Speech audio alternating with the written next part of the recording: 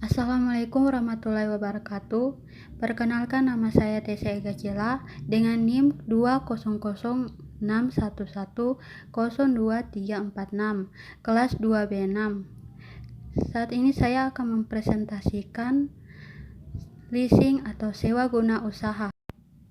Sewa guna usaha adalah kegiatan pembiayaan dalam bentuk penyediaan barang modal baik secara guna usaha dengan hak opsi maupun sewa guna usaha tanpa hak opsi untuk digunakan oleh lisi selama jangka waktu tertentu berdasarkan pembayaran secara berkala.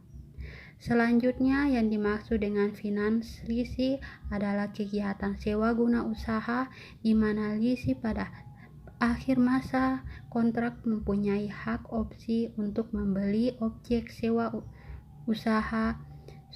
guna usaha berdasarkan nilai sisa yang disepakati.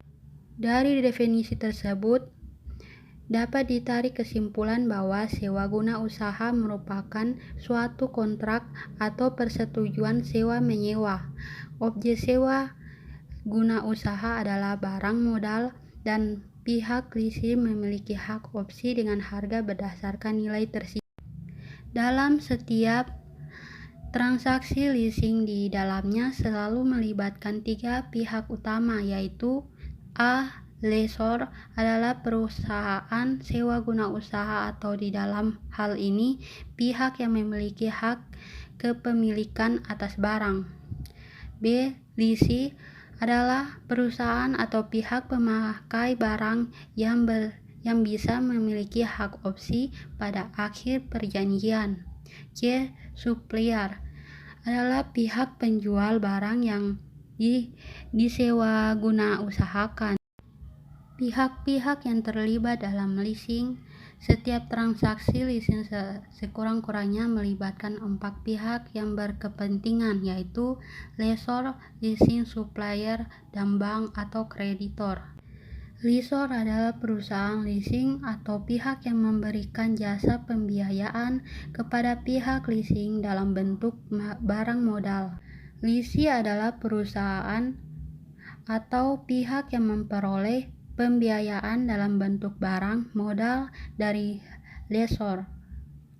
Supplier adalah perusahaan atau pihak yang mengadakan atau menyediakan barang untuk dijual kepada lessee dengan pembayaran secara tunai oleh lessor.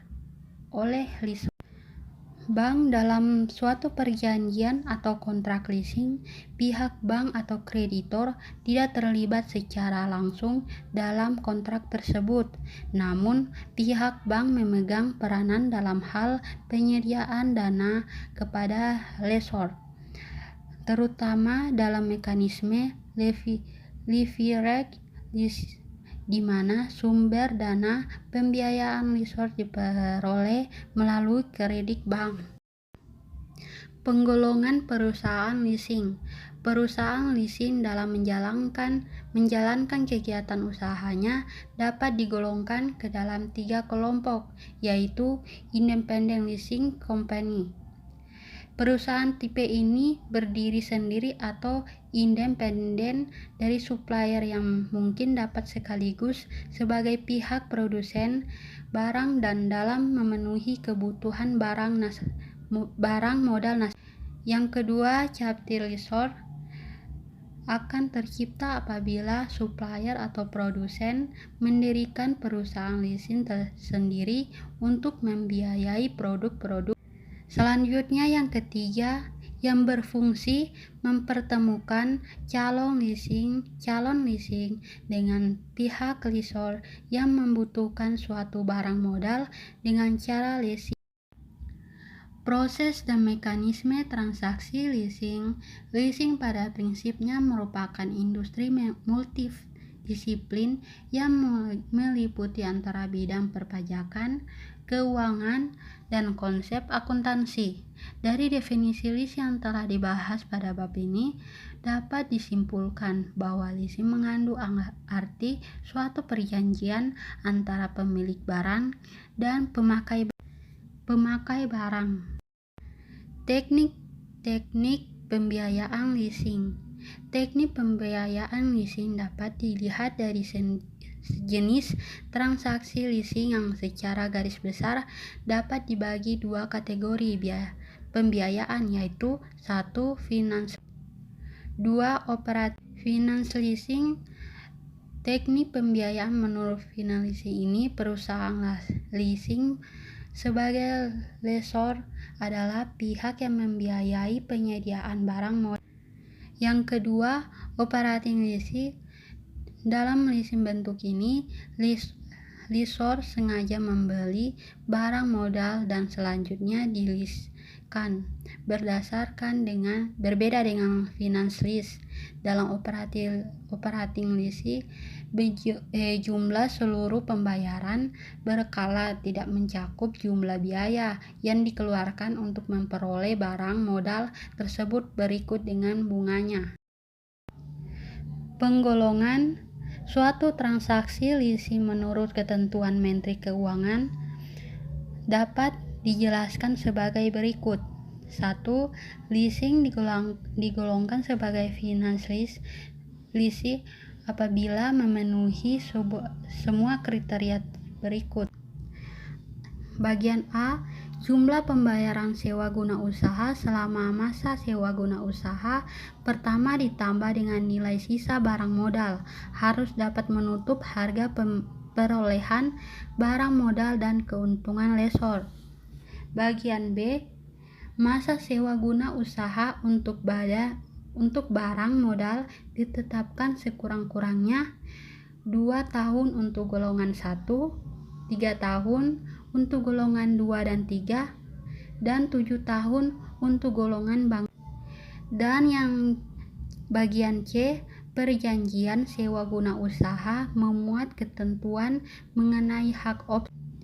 Kedua, leasing digolongkan sebagai operating leasing apabila memenuhi kriteria berikut. Bagian A. Jumlah pembayaran leasing selama masa leasing pertama tidak dapat menutupi harga perolehan barang modal yang dileasingkan,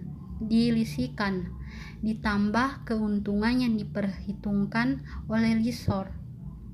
Bagian B.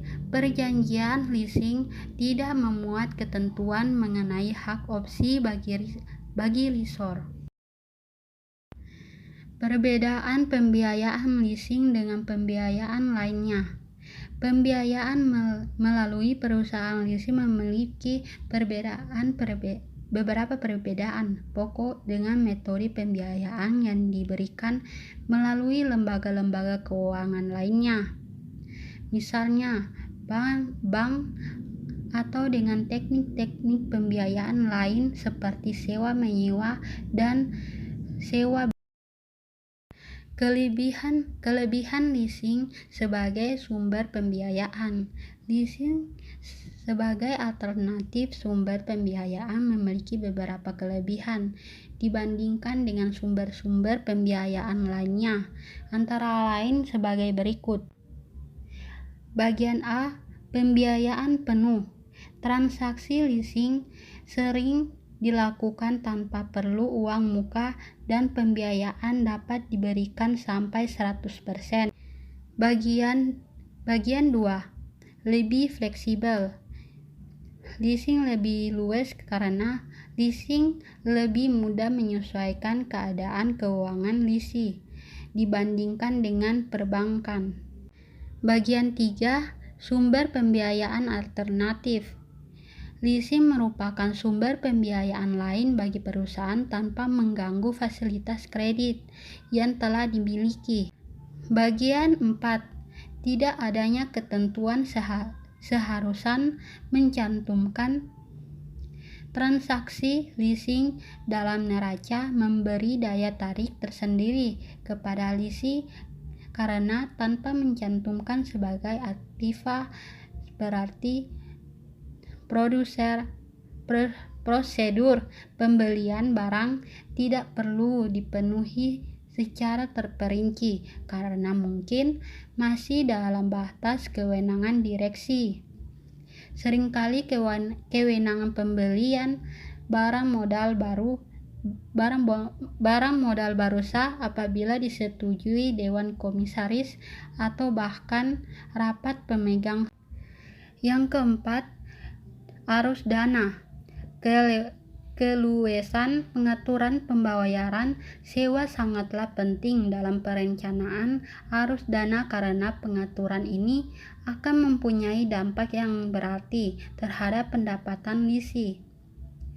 Bagian 6, protektif inflasi.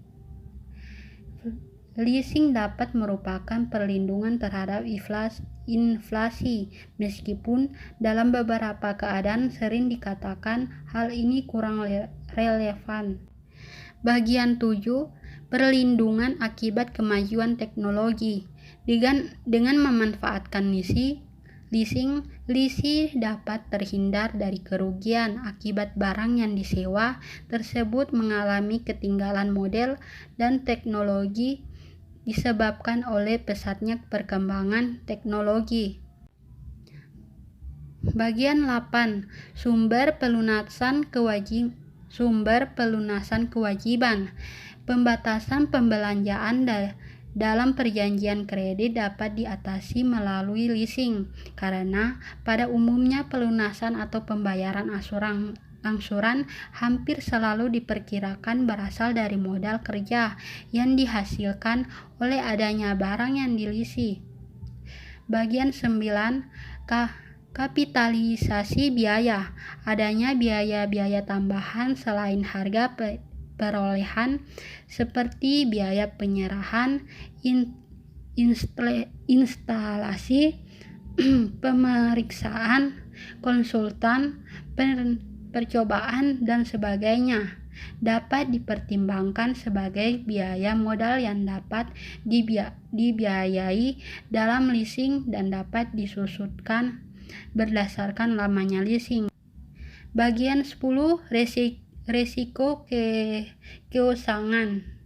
Dalam keadaan yang serba tidak menentu, operating leasing yang berjangka waktu relatif singkat dapat mengatasi kekhawatiran lisi terhadap risiko keuangan, sehingga lisi tidak perlu mempertimbangkan risiko pada tahap dini yang mungkin terjadi. Bagian 11, kemudahan penyusutan anggaran.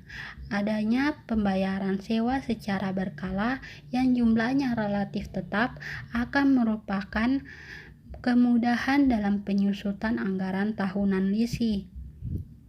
Bagian 12, pembiayaan proyek skala besar. Adanya keengganan untuk memikul risiko investasi dalam pembiayaan proyek yang seringkali menjadi masalah di antara pemberi dana. Masalah tersebut biasanya dapat diatasi melalui perusahaan leasing sepanjang terjadinya suatu jaminan penuh yang dapat diberikan dan serta kemudian untuk menguasai barang yang biayanya apabila terjadi suatu kelalaian. Dan bagian terakhir, perolehan barang modal melalui leasing tidak otomatis menaikkan debt equity ratio yang mempengaruhi bankability dari lisi yang bersangkutan. Sekian, terima kasih.